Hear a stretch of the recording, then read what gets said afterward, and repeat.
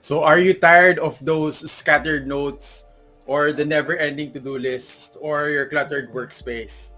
So do you wish there's a tool that can gather all of those information, reminders, ideas all in one place? Well, let's discover the power of Notion. Welcome to this tutorial series about Notion, beginner friendly. So Notion is a powerful tool that can centralize all your information and manage your tasks and improve your efficiency. In this tutorial, we will discover or show you all the key features of Notion and how to leverage them in your organizational personal needs. So let's dive in and discover the power of Notion. So if you don't have an account sa Notion, just go to notion.so. So this is the official website of Notion. So here you can see yung mga features ng Notion.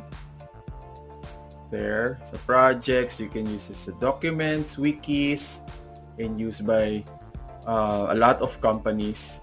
You can download also iOS and Android app. You can also download the desktop app, Mac, and for Windows. And for Web Clipper, this is an extension sa Chrome, Safari, and sa Firefox. So you can also check the pricing. So merong free pricing. This is for personal use, unlimited blocks for individuals, 7-day history. Tapos you can also invite 10 guests sa iyong workspace. So like, check natin itong compare yung plans and features. Dun sa file uploads, you can upload only 5 MB. If you're going to upload images or videos, kailangan 5 MB lang siya. But this free plan is already okay kung ikaw lang or small teams lang naman. So okay lang na gamitin yung free plan. If hindi naman, pwede ka naman of course mag-purchase ng plus plan nila. Basic, 30 days, unlimited yung file uploads, and for 100 team collaborations. So tapos meron din sila for business and meron din sila for enterprise customers. So click lang natin yung login kung wala pa kayong account. Tapos you can choose either from Google, Apple, or your email. Click lang natin yung continue with Google. Of course, mag-open lang. Choose ko ditong aking account. Then there.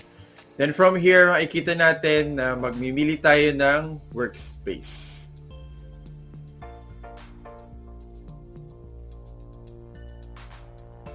So from the start ng workspace, kung saan mo siya gagamitin, you can choose for your team, you can use for personal use, and also for school. So don't worry, kahit ano naman piliin natin dito, you can always add and delete our workspace. Later, papakita ko sa inyo. So let's just choose for now na personal use. Tapos continue lang.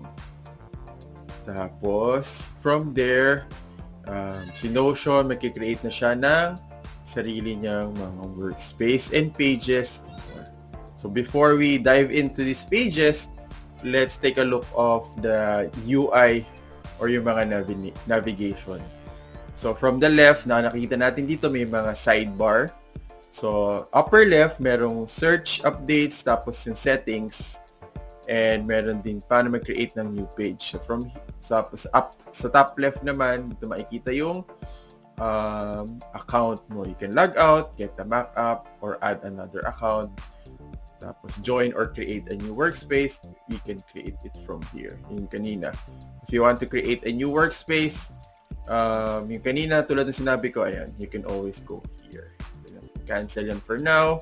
Back to previous workspace. Tapos yung search, you can always search and click getting started. Ayan, nakikita natin itong page na to. Click nyo lang itong getting started. Search. To search and quickly jump to any page. Updates, kung ano yung mga nangyari updates sa inyong workspace. So for now, wala naman tayo nakikita. Tapos dito, ito yung mga pages kung saan natin ilalagay yung mga notes, task list, journal, reading list, or kahit ano pa mga page na gusto mong i-create. Kung anong gusto mong i-create na database or meal plans or anything like that. So dito, create ka na, meron dito mga templates, ready-made templates ni Notion. So instead of creating your own, meron na dito mga templates na ginawa si Notion for you. To-do list, project tasks for your life, personal. If you're a student, may mga student dashboard dito. You can just get the template and add it in your page. So product management, sa IT, design, engineering, all of those. Nandito naman. If ever wala ka makita dito sa mga sample templates ni Notion, you can always check from the community. If you click on the more, some mga lang may mga community templates na may bayad. But there's a lot of templates that you can choose from. So from the right side, meron ditong share, comments, view all updates, tapos yung mga favorites. Tapos you can always choose the style, serif, mono, small text, kung full width, small text, turn into wiki, later customized page, lock page, add to favorites. Tapos you can delete, export, manage connections, and you can also switch this to light. And in your settings, kita natin dito yung name, icon. You can always change the icon. Custom, you can add a custom URL here. Name of your workspace. Tapos you can always export your content. Members, if you have one or more team members who want to join the workspace, it's okay. Tapos meron dito my account. Ayan, my notification and settings. Ito. Sa notification, mobile push, change mo lang yan. Tapos itong appearance, this one, if you want to use the dark mode or the light mode or the system settings. Here, my connections, if you have connections to different third-party applications, you can always connect your Notion to these applications like Jira, Slack, Evernote, marami din dito. Ayan. Google Drive, language. You can set the start of the week to Monday or Sunday, the default one. So, there.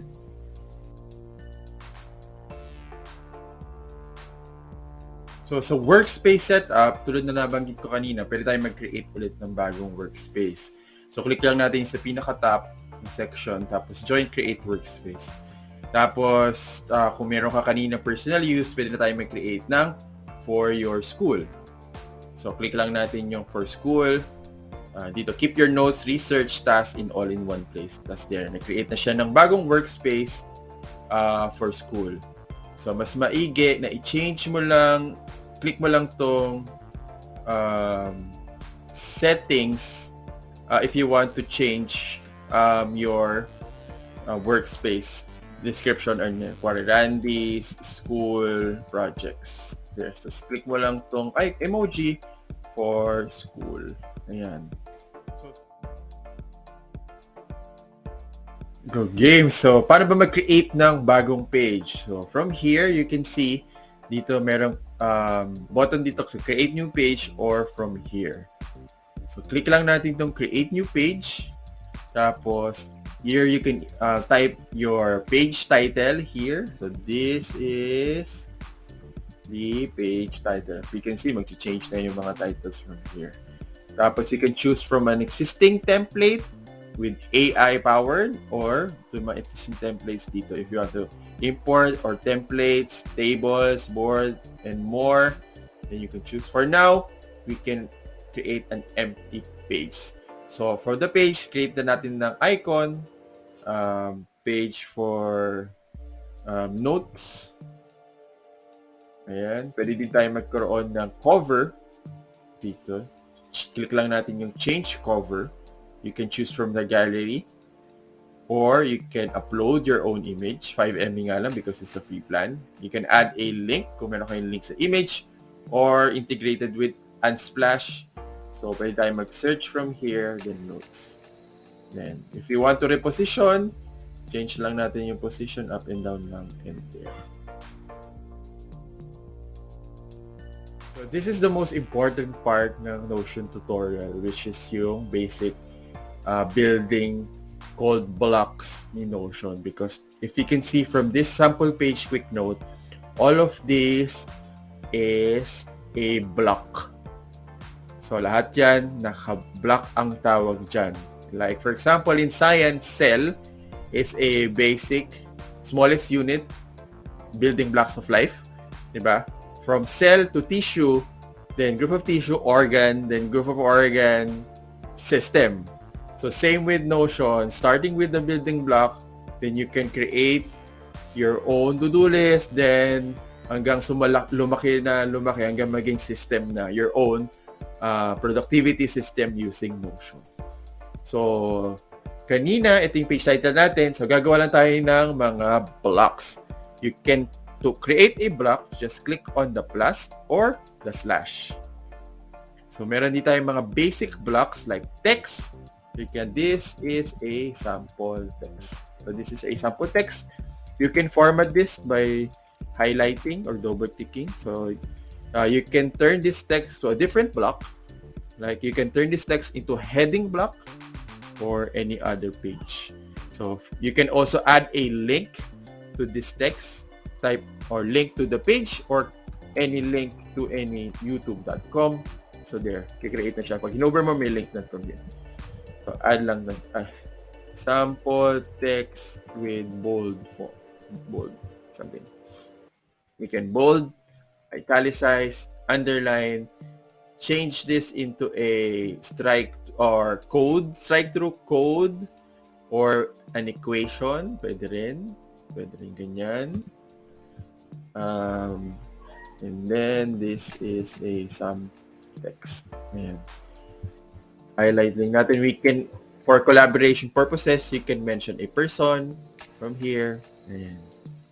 Or a day-to-day, like grand differential. Ayan. Click lang natin medyo magkulong strike to. Ayan. And underline. So there.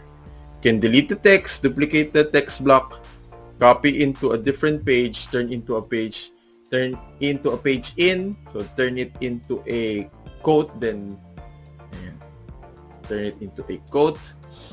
So that's the text. You can always add another page or sub-page. So it will create a page. This is a sub-page from the original page dito sa parent page niya. Create siya ng sub-page.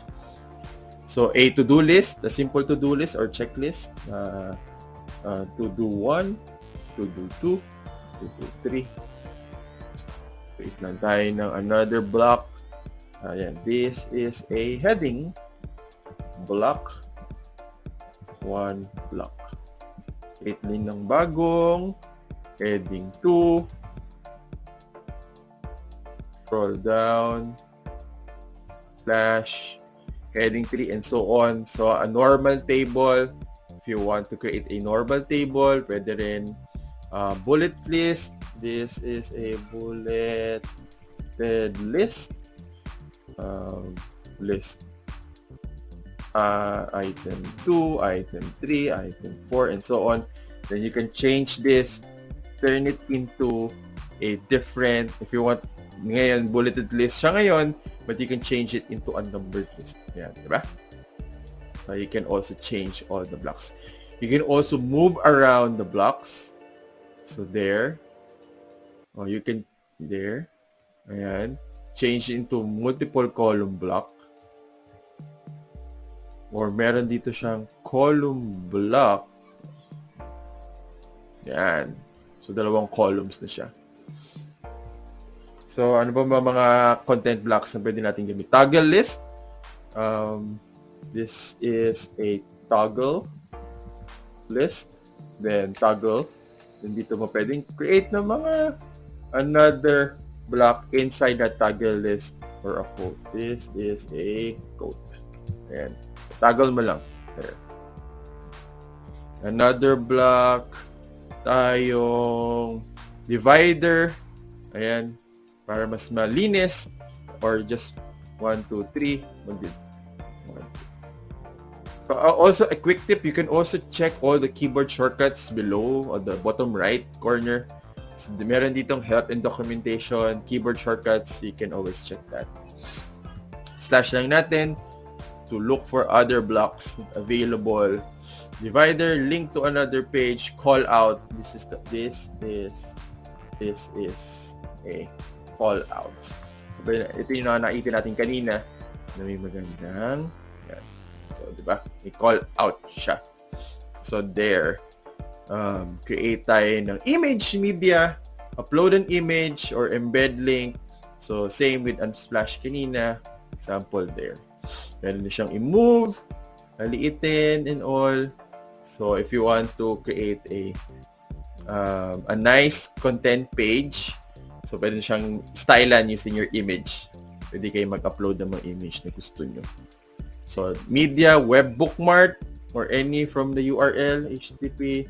Kung meron kayo nakitang magandang article that you can link out, so create lang kayo ng web bookmark. Ayan, automatic. I-create na siya. I-fetch niya na yung content ng article blurb. Video, kung kailangan mag-embed ng YouTube and Vimeo pa lang for now, I believe. So, click nyo lang yung embed link ng inyong YouTube video and add nyo lang dito. Or you can also upload. However, it should be 5 MB lang because it's a free plan. So, there. Click nyo lang another audio. Kung may video, may audio din. If you want to upload a link, code, and ito yung mga databases. So, later, explain ko yung database after this. Meron din tayo magkaroon ng AI blocks. So, meron din siyang AI-powered feature. Summary of this page with AI. So, marami siyang mga AI questions din that you can choose from. Create a blog post, social media post, story. So, lahat. Ito, bawat generate ng AI, so may bawas yun sa iyong credits. So, alam ko pag free credits, may certain number of generated ka lang for the month. So, kailangan it's either mag-chat GPT ka na lang muna and just paste all the content from chat GPT in here. Or, you can use that credits para dito. Okay. So, lastly, we will create our database block. So, in order to create a database block, search lang tayo ng slash, then database, full database. So, yung database, yung database, like for example, if you're going to store your recipes, meal plans, reading list, movie database, goals, checklist for your kids, in order to manage your house appliances, contact list, so all of those you can manage using the database. Like for example, gawa tayo ng book list for now. So this is a book. Add ulit tayo ng icon as a book. Tapos gawa rin tayo ng cover para mas maganda. Change cover. Books. Ayan. So after that, create lang tayo. Ito yung mga table properties. So, name of the book. Click lang natin itong name. Pwede tayo mag-add ng property. To add a property, click lang itong plus. Tapos, kung ano yung type of property. If it's a text, like book description or description, lagay lang natin here. Tapos, drag lang natin dito. Tapos, add din tayo kung anong klaseng or genre. Pwede natin, as genre, ano pwede natin gamitin? Select or multi-select. So, select. If select, isang type of value lang ang pwede nating ma-select. So, for example, ang genre, ayan. So, pwede natin mag-create ng list item, action, tapos pwede tayo mag-create ng adventure. Sample lang naman ito. Tapos, kita nyo yung sa options, magbabago na siya. For example, create tayo ng book list for Harry Potter. Description, Harry Potter, tapos yung tags ito automatically. We can also delete this, tapos tags adventure. Tapos creating tayo kung status, kung nabasa na ba natin siya or ongoing. So ito yung mga pre-selected ni Notion. Started, in progress, or done. Status, so ano natin yung another status there. So in progress, nabasa mo siya. Tapos pwede ka mag-create ng another author, text as author. Ayan. Ayan. So, add mo lang. J.K. Rowling. So, there. So, pwede mo din i-change yung mga views ng book list to different layouts, to boards, to calendar, to timeline for project purposes, to gallery, tapos, ayan, to list. So, there. Ayan. So, this is only the basic of database. Meron pa mga advanced tutorial for database for next time na yun. But for now, this is the basic. So, there. So, in this tutorial, we explored the key features of Notion like workspace, page, content blocks, and database. So now that you have a solid foundation, you can use Notion to your creativity, productivity, and personal needs. So thank you so much for sticking for this very long tutorial. I hope you like and share and subscribe to my channel, and see you on the next video.